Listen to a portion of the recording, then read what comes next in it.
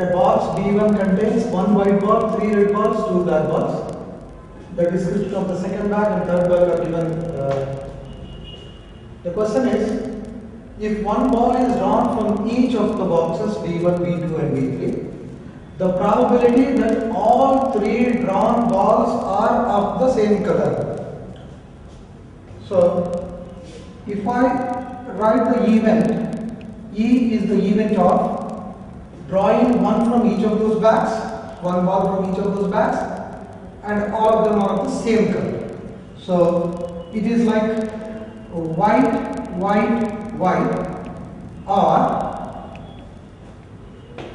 red, red, red, or black, black, and black from the third bag as well.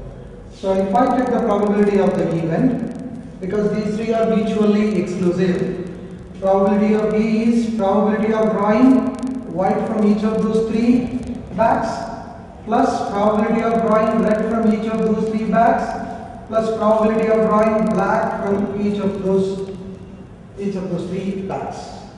So probability of drawing a white ball from bag 1 contains in all 4 plus 2 6. So 1 by 6 instead of drawing one white ball from bag 1, and from bag 2, 2 out of 5, 4, 9.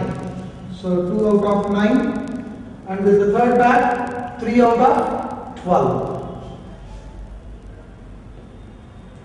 Plus, if I go with the red ball, 3 out of 6 from bag 1, and from bag 2, 3 out of 9.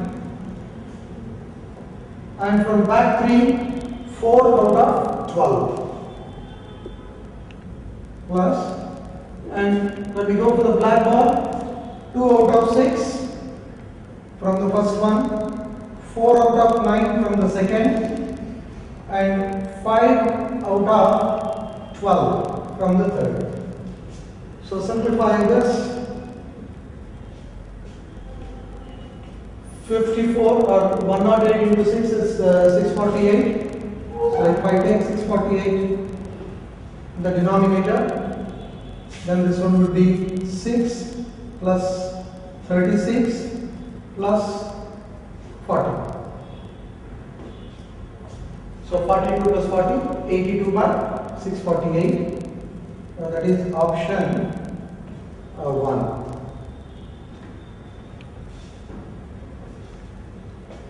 It's a sort of total probability rule.